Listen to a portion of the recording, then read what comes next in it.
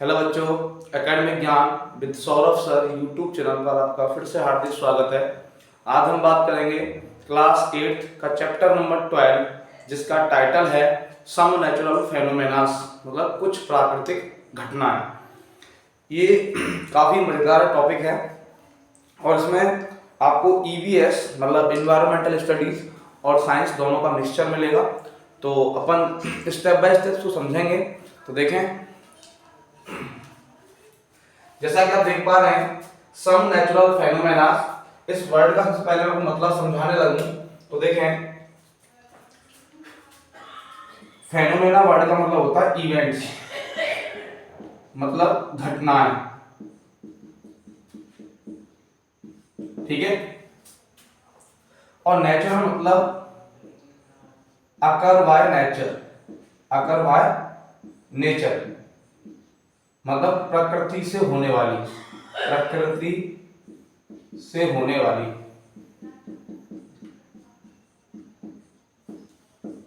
तो ऐसी घटनाएं जो प्रकृति के द्वारा होती हैं प्राकृतिक घटनाएं कहलाती हैं। The event that is occurred by the nature are called natural phenomenas और natural events. The event that is occurred by the nature are called natural events और नेचुरल फेनोमेनास। ऐसी घटनाएं जो प्रकृति के द्वारा होती हैं प्राकृतिक घटनाएं कहलाती हैं, ठीक है। जिनमें बेटा इस चैप्टर में अपन को बात करनी है, केवल दो इवेंट्स अपन को पढ़नी है। एक तो होती है नंबर 1 इवेंट जिसका नाम है बेटा लाइटनिंग। क्या नाम है? लाइटनिंग मतलब जिसको हिंदी में कहते हैं तड़ित। दूसरा पढ़ेंगे बेटा हम अर्थक्वेक, अर्थक्वेक जिसको कहते हैं बेटा हिंदी में भूकंप। क्या कहते हैं? भूकंप, ठीक है। तो two natural phenomenas are studied in this chapter. First is lightning तड़ित एंड सेकंड इज अर्थक्वेक भूकंप। तो दो घटनाओं के बारे में पढ़ना है, पहला है लाइटनिंग, दूसरा है अर्थक्वेक, ठीक है। तो उससे पहले मैं आपको चीजें बताऊं, जैसा कि आपने इलेक्ट्रिक करंट वाले चैप्टर में दो टाइप के सब्सटेंस सीखे थे। पहला था कंडक्टर, दूसरा था नॉन कंडक्टर, ठीक है।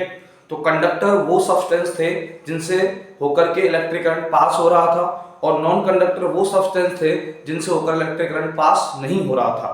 तो कंडक्टर बेसिकली मेटल्स मतलब धातुएं होती हैं और non conductor basically non metal मतलब अधातु होती हैं, ठीक है। धातुएं सुचालक होती हैं, अधातुएं कुचालक होती हैं, ठीक है। ये हमने चैप्टर नंबर 11 में सीखा। अभी उसी चीज का यहाँ अपन को यूज करना है। तो सबसे पहली बात बेटा इसमें आपको सीखना है कि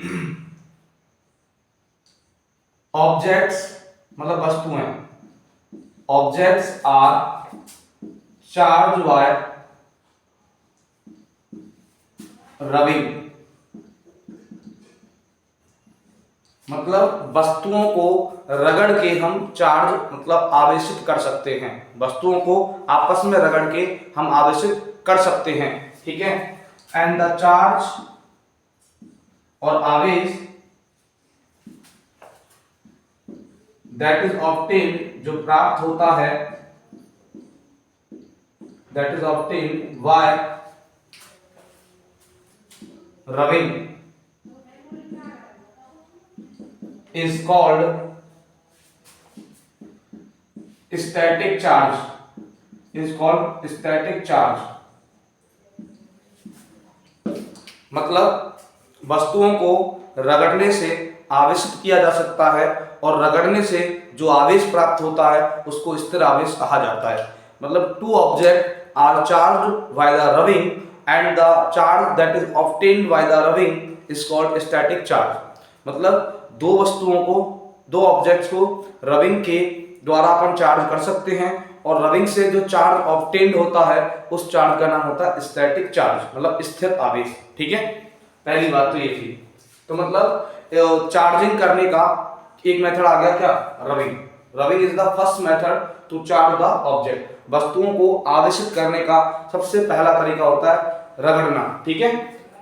अब उसके बाद इसको हिंदी में मैं लिखूं तो दो वस्तुओं को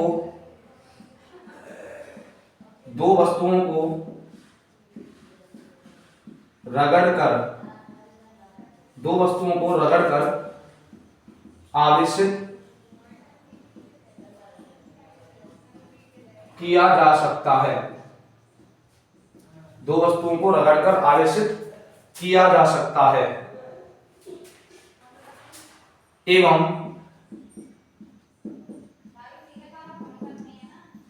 रगड़ने से प्राप्त आवेश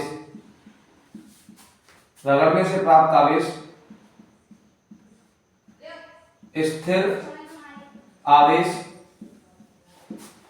कहलाता है। रगड़ने से जो आवेश प्राप्त होता है बेटा स्थिर आवेश कहलाता है।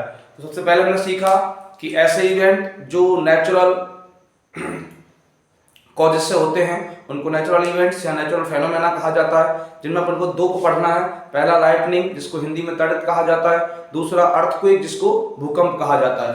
सबसे पहले हमने सीखा कि चार्जिंग का फर्स्ट मेथड क्या होता है, रबिंग, और रबिंग से जो चार्ज मिलता है उसको क्या कहते हैं, स्टैटिक चार्ज। जैसा कि आपने पिछले चैप्टर में आप पढ़ चुके हो, जब मैंने फोर्स वाला चैप्टर पढ़ाया था तो उसमें एक फोर्स पढ़ाया था इलेक्ट्रोस्टैटिक फोर्स, स्थिर वैद्युत बल। तो स्थिर वैद्युत बल क्या होता है, ऐसा बल जो दो स्थिर चार्जों के बीच लगता है उसको स्थिर वैद्युत बल या इलेक्ट्रोस्टैटिक फोर्स कहा जाता है।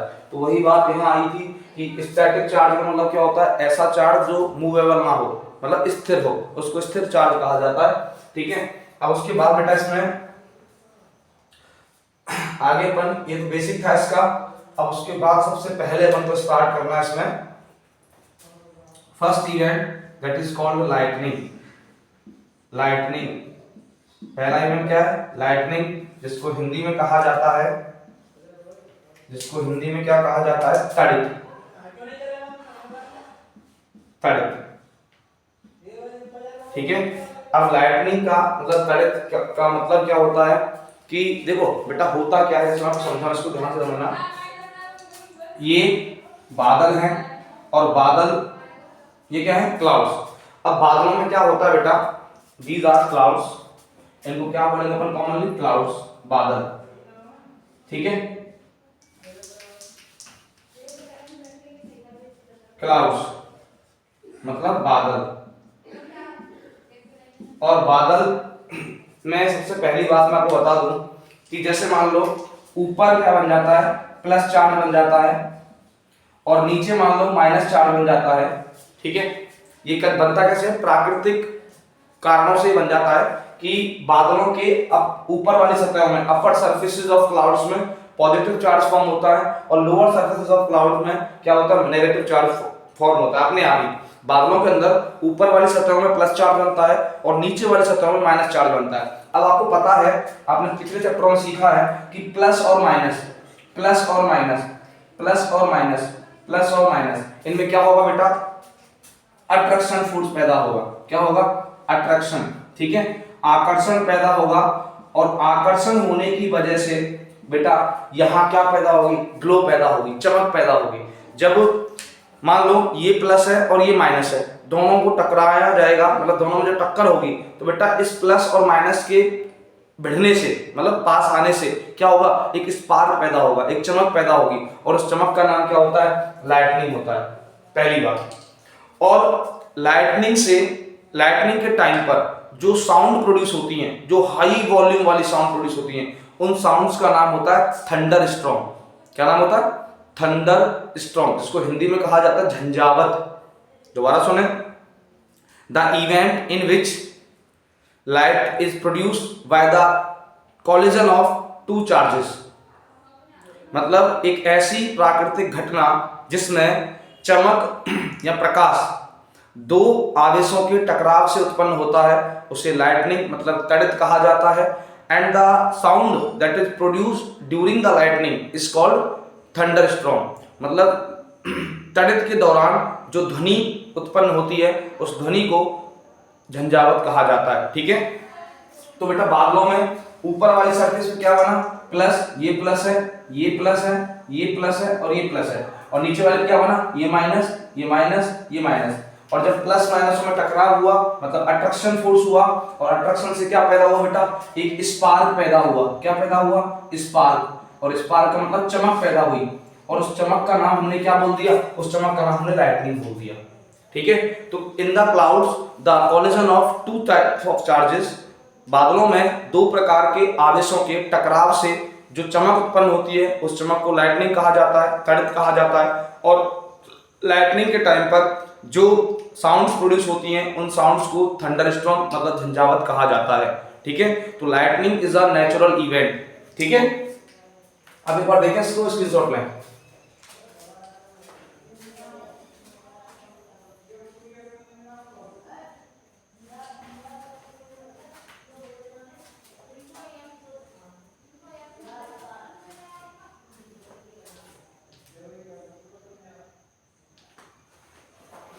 उसके बाद बेटा आगे इसको अपन लिखेंगे कैसे, देखो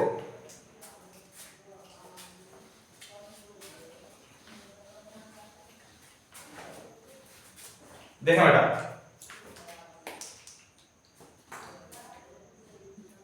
the event in which light is produced by striking, striking माना था बेटा टक्कर, striking off positive and negative, positive and negative charges of clouds is called lightning।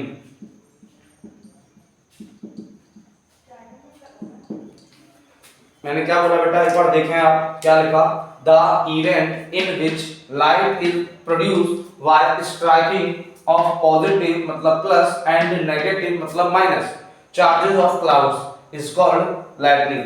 मतलब एक ऐसा इवेंट जिसमें बादलों के पॉजिटिव और नेगेटिव चार्ज के टकराने से जो लाइट उत्पन्न होती है, जो स्पार्क्स उत्पन्न होती हैं, उनको लाइटनिंग कहा जाता है। ठीक है, हिंदी में बोले कैसे लिखेंगे बेटा, हिंदी में बादलों की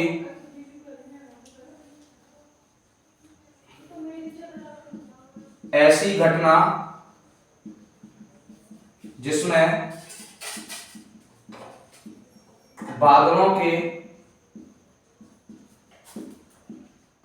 धनात्मक एवं ऋणात्मक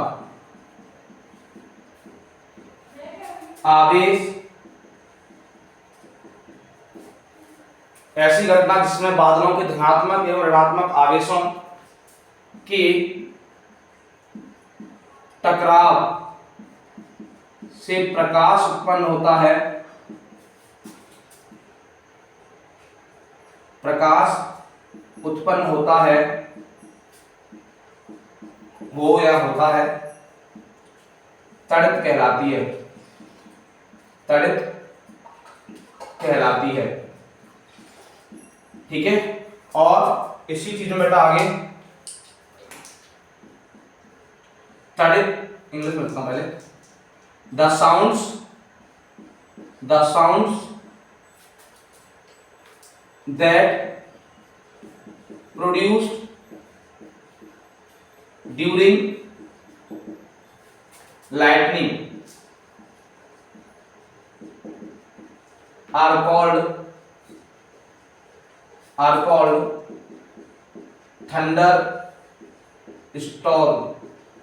thunderstorms।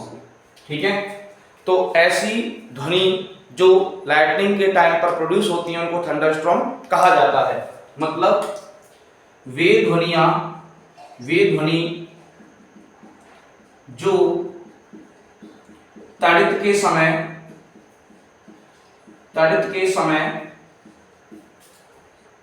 उत्पन्न होती हैं, उत्पन्न हो झंझावत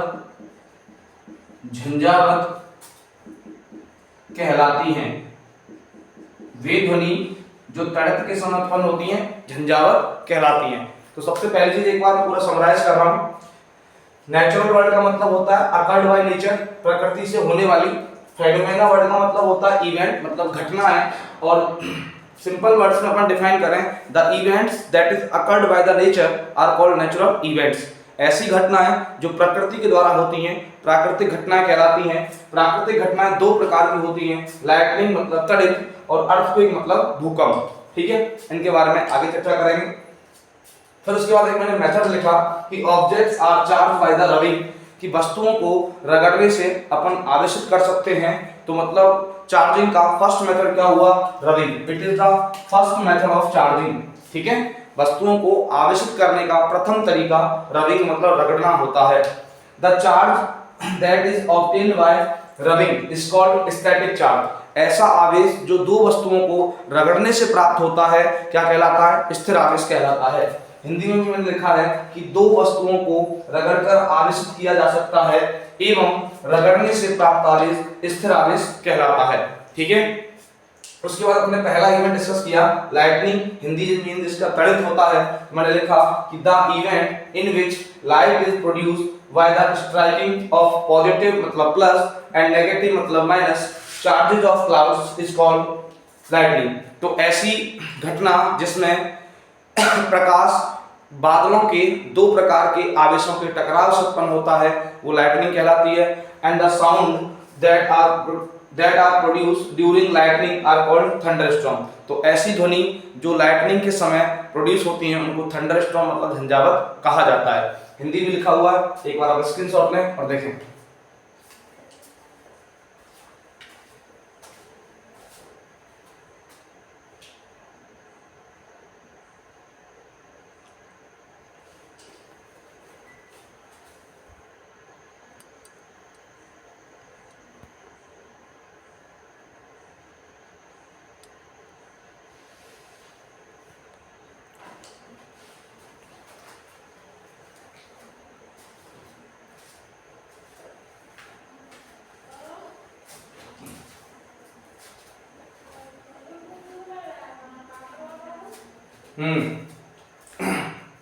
आगे देखिए बेटा,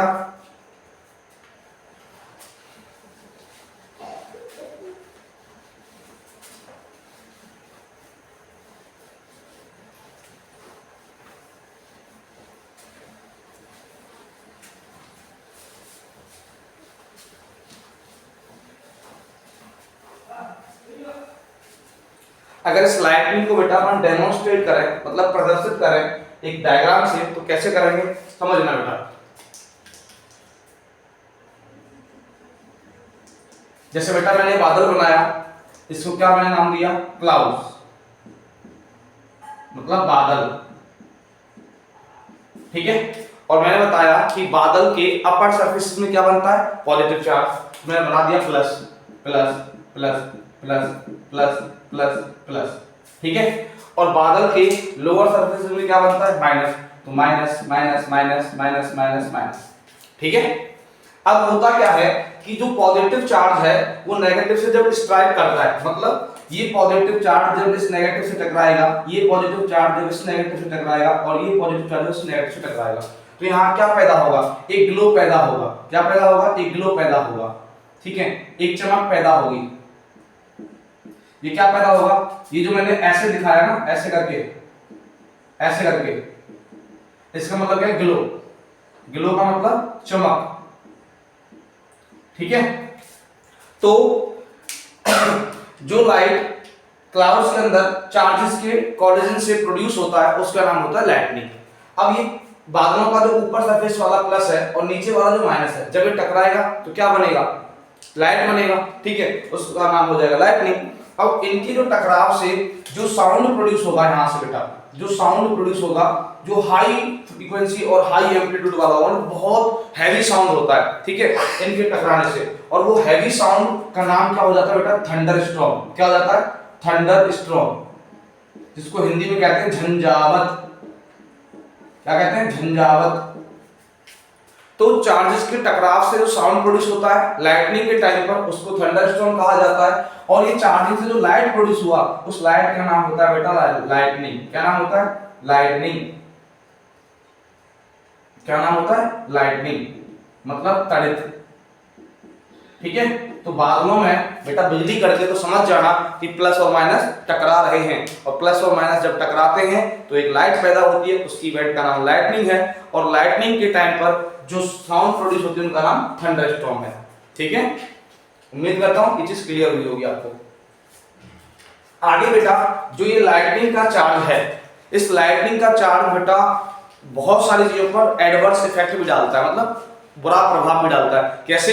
जैसे मान लो कोई हाई स्टोर्ड वाली बिल्डिंग है, मतलब बहुत बहुमंजिला इमारत है, और उस बहुमंजिला इमारत पर मान लो लाइटनिंग का जो चार्ज है वो गिर गया, मतलब जो बिजली कड़कती है ना उसका अगर आवेश उस बिल्डिंग पर जाकर गिरा तो हो सकता है उसके अफेक्ट से वो बिल्डिंग गिर जाए। तो आपने देखा होगा कि जो बहुमंजिला बिल्डिंग होती हैं, मतलब मल्टी स्टोरेज बिल्डिंग जो होती हैं, उनके बेटा एक कॉर्नर पर 4 कॉर्नर होते हैं। ठीक है, उन चारों कॉर्नर में से एक कॉर्नर पर एक आयरन का रॉड निकला रहता है, एक लोहे की सरिया निकली रहती है उसमें।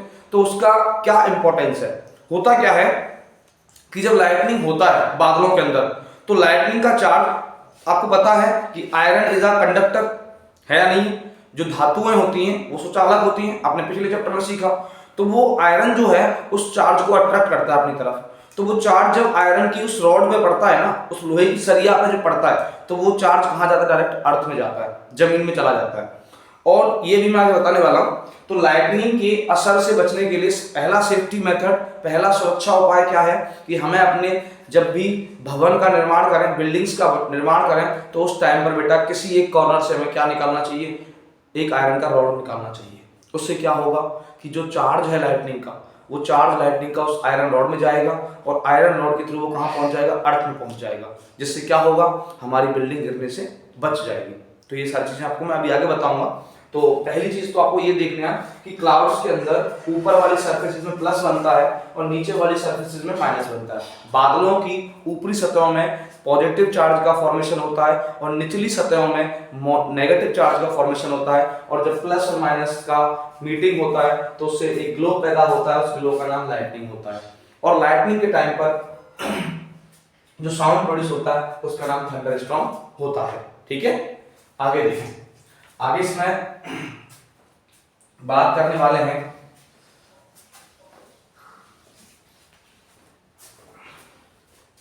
आगे जो बेटा इवेंट पढ़ेंगे अपन, सेकंड चीज पढ़ने वाले हैं इसमें अर्थिंग। क्या पढ़ने वाले हैं? अर्थिंग। इसको थोड़ा डिटेल में देखेंगे।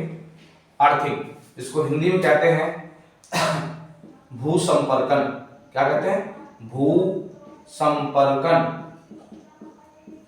अब नाम से जाहिर हो रहा होगा, अर्थिंग मतलब भूसंपर्क। भू माने होता है अर्थ, मतलब पृथ्वी, और संपर्क माने होता है कांटेक्ट होना। तो मतलब जब चार्ज का कांटेक्ट अर्थ से होता है तो उसको अर्थिंग कहते हैं। सिंपल सी बात है, लेकिन समझाएं कैसे इसको? तो देखो बेटा, पहली चीज मैं अभी बता रहा था आपको, जैसे ये आयरन रॉड है, ठीक है, लोहे की सरिया, और यहां नीचे ये अर्थ है। क्या है? अर्थ। जमीन के अंदर है बेटा, ये इनसाइड द अर्थ है, जमीन के अंदर, पृथ्वी के अंदर।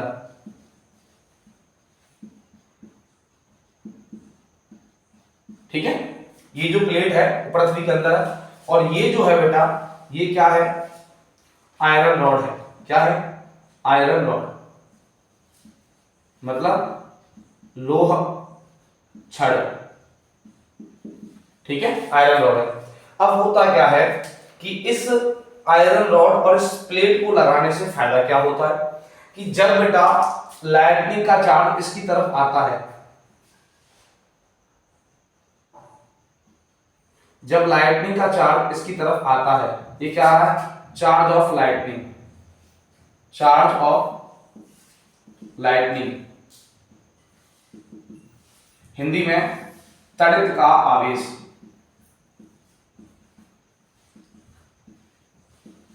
ठीक है, तो जब ये तड़ित का आवेश इस आयरन रॉड पे पड़ता है, अब सर जी ये आयरन रॉड की तरफ ही क्यों आया? क्योंकि आपको पता है iron is a good conductor. तो आयरन क्या होता है? एक सुचालक होता है, धातु सुचालक होती है। तो तो ये चार्ज को अट्रैक्ट करेंगी, तो ये चार्ज ऑफ लाइटनिंग इस आयरन रॉड पे आएगा, और आयरन रॉड एक कंडक्टर है, तो ये कंडक्टर बेटा इस आयरन रॉड, मतलब जो आयरन रॉड वाला कंडक्टर है, ये चार्ज को लेके कहां पहुंचाएगा, अर्थ में। क्यों? क्योंकि इसका कनेक्शन किससे, इस प्लेट से, और ये प्लेट कहां है, इनसाइड द अर्थ है, तो ये चार्ज अर्थ में पहुंच जाएगा। तो किसी चार्ज ऑब्जेक्ट से चार्ज को अर्थ में ट्रांसफर करना अर्थिंग होता है। The process of transferring the charge into the earth is called earthing. पृथ्वी में किसी आवेशित वस्तु के आवेश को स्थानांतरित करना भूसंपर्कन कहलाता है। मतलब आवेशित वस्तु से आवेश को पृथ्वी में स्थानांतरित करना भूसंपर्कन कहलाता है। The process of transferring the charge from a charge object to the earth is called earthing. That is possible by the system of iron rod and a copper plate. ये जो बेटा आयरन रॉड है ये जमीन से ऊपर होती है, और जो कॉपर प्लेट है वो जमीन के अंदर होती है। ये जो है ना, ये जो प्लेट लगी है, ये किसकी प्लेट है, कॉपर प्लेट है। क्या है ये, कॉपर प्लेट, ठीक है, तांबे की प्लेट है। किसकी प्लेट है, तांबे की। अब सर जी आपके दिमाग में सवाल आता है कि तांबे की प्लेट ही क्यों ली, बिकॉज यू नो दैट, आप सब जानते हैं कि copper is a good conductor of electric current. जो कॉपर धातु होती है, जो तांबे की जो धातु होती है, वो बेटा विद्युत की अच्छी चालक होती है, और आयरन भी एक अच्छे चालकों में आता है।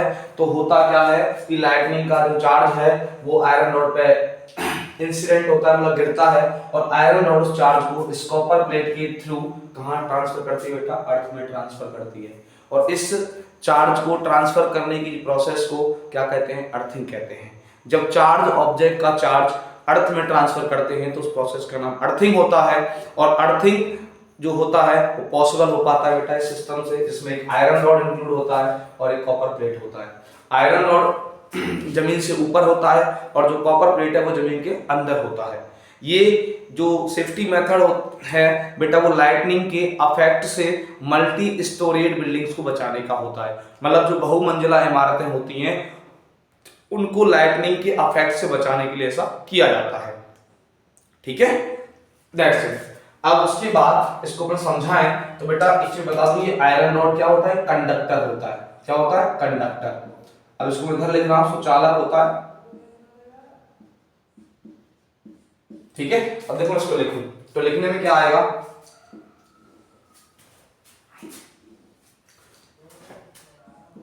द प्रोसेस of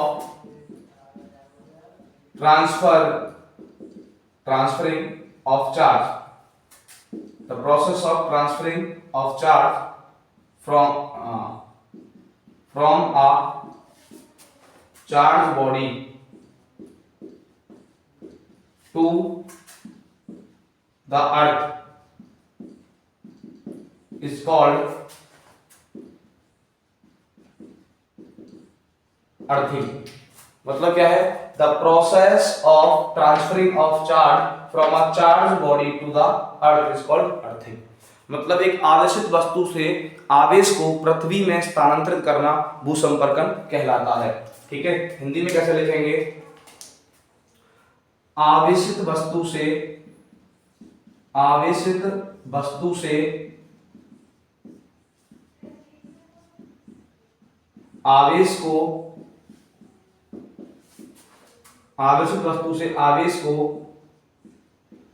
पृथ्वी में स्थानांतरित करना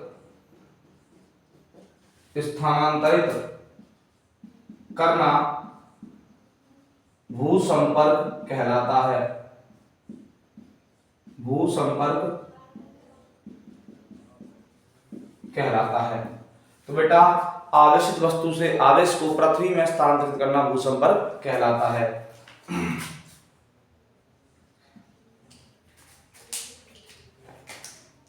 इन दिस मेथड, इस विधि में एन आयरन रॉड, एक लोहे की छड़, an iron rod is connected to a copper plate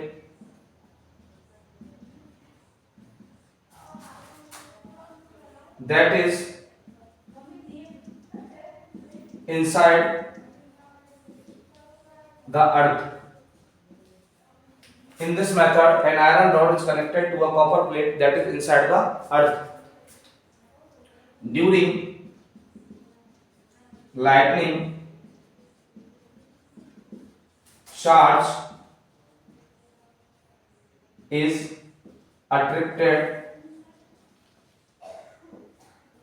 by iron rod and transferred to अर्थ। ठीक है, तो होता क्या है कि बेटा इस तरीके में आयरन रॉड लाइटनिंग के चार्ज को अट्रैक्ट करता है, अट्रैक्ट करने के बाद वो कॉपर प्लेट को ट्रांसफर करता है, और कॉपर प्लेट कहाँ ट्रांसफर करती है बेटा? अर्थ में, क्योंकि ये कॉपर प्लेट अर्थ के अंदर होती है। इसके ऊपर बेटा ऐसे ये मान लो ये ऐसे, ये क्या है? अर्थ है। ये क्या है? अर्थ है। तो ये कॉपर प्लेट बेटा जमीन के अंदर होती है, और जमीन के अंदर होने की वजह से ये चार्ज को जमीन में भेज देती है। इसका नाम होता है अर्थिंग। तो उम्मीद करता हूँ ये चीज आपको समझ में आई होगी। एक बार आप इसको देखें स्क्रीनशॉट में।